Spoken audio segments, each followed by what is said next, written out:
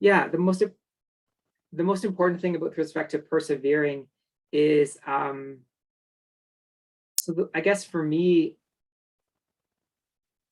perseverance, I mean, as long as your goal is to meet a life partner and have a real relationship, part of persevering is meeting quality people. So once you realize that, again, gravitating to a site like eHarmony, which is literally pulling in people that want the same thing as you, which is a real long-term relationship. Again, I can't speak to the other sites. That helps you persevere because you continue to meet quality people. There's nothing worse than going to another site like, I don't know, let's call it Plenty of Fish, and the quality of people that you meet will destroy your perseverance and will completely wreck, because you will meet people that aren't looking for the same thing that you are, and they will tell you they're looking for a long-term relationship when they really aren't. So my biggest piece of advice is to arm yourself with the right tools, that being a site or a system that one is paid.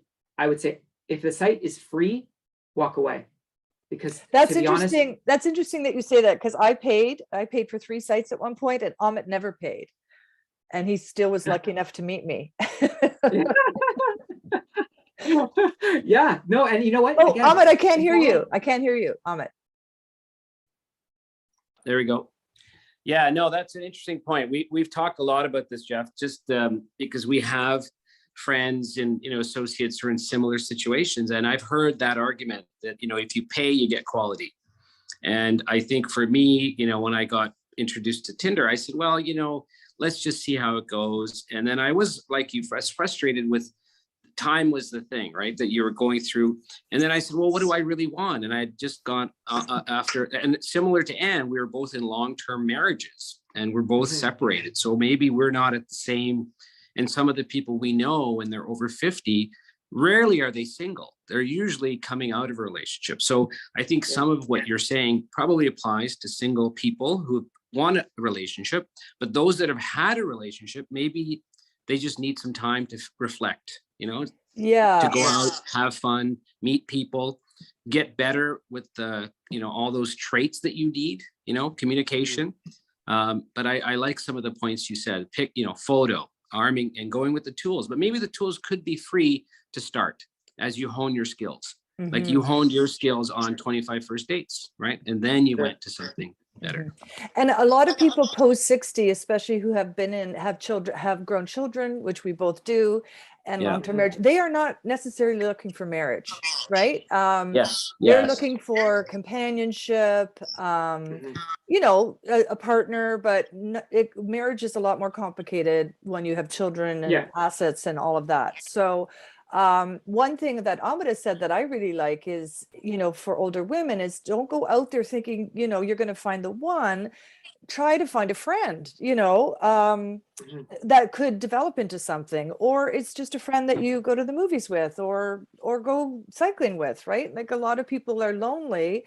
They're looking to broaden their world with the opposite sex, in this case, the opposite sex. So.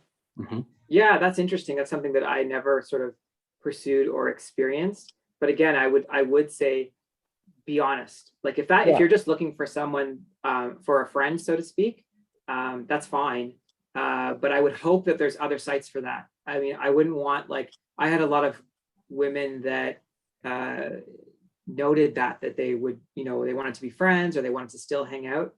I have more than enough friends. I don't have time for more friends, more friends. This time that I'm using is devoted to finding that one person. You were very single-minded.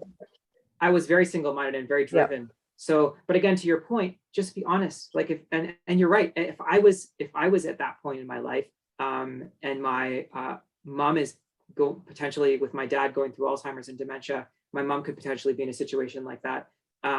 Just be honest and open. Like maybe to your point, like you're not looking for a marriage, you're just looking for someone to hang out with and someone to go to companionship. Exactly. And my mom would love that. And I'm sure it's big. It's not just companionship. I mean, it's hard to find, and it adds so much to your life, right? It's I think about Anne's mom, who I had the pleasure of meeting very recently, and she has a friend who lives in her building, who's much older. And it's really amazing when you watch them talk, or at least her talking about him. And it's really charming. Like you can see that she's, just smitten, I think is the They're best both word. smitten. My father died 3 years ago. My mother is Mhm. 76 and this man is 87, and they are in love. Like, That's so you nice. are Yeah. never too old. And I think some women and maybe some older men too think, well, I'm never gonna. There's a lot of negative around it. Yeah. People share their horrible dating stories. In fact, on some first dates, that's what people would talk about. I probably did it Yes. too. I had one guy that I met who seemed promising, from his photo and his bio. And then on our walk, he told me he had pancreatic cancer and he had 6 months to live. Like, shouldn't you have told me that? So there's a lot of like crazy stories, and I'm sure men have them too. Another question I wanted to ask you is, That's another rule, by the way, on first dates. Never talk about other dates. Ever. If they bring it up, fine, but like, don't bring it up. Don't talk about it. It never there's never that goes well. discussion, but not just dates, but at our age bracket, it's usually exes. yes. And I know a lot of Exes, people. yeah, there you go. Yeah. Yeah, they talk But about I exes. think we talked about our exes on our first date, Yes, we did. but we And didn't bitch about them. We just, well, a lot of people look into that and say, well, I'm going to judge this person based on how they talk about their ex, right? Because a lot of times people will really badmouth their ex, and that gives you insight into their true nature, which is what I'm always looking for. I think that's the key. You want to get through all of the, people are expert talking this way, whatever, they look great, but I want to peel away all that wrapping paper and see the true gift, right? That's So what